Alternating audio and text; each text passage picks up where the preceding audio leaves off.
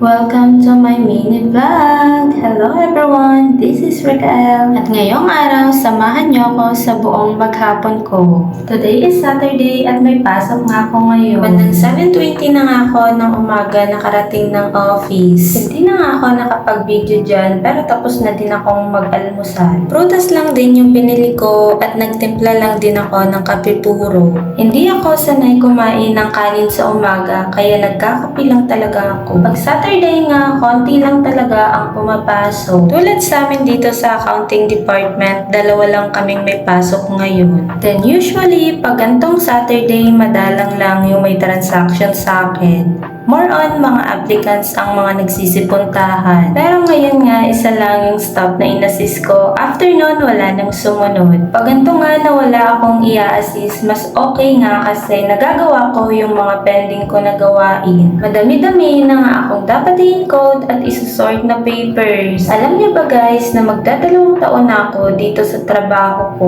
Di ko nga akalain talaga na tatagal ako dito. First job ko to at ang bilis ko lang nakahanap at matanggap sa agency na to. Alam niyo ba guys, na second chance ko na to kasi nung na-hire ako, di ako tumuloy kasi nagkaroon ng emergency sa bahay. Tapos naalala ko nga na may card pala na binigay sa akin. Sakto nga na yung card na yon ay may contact number.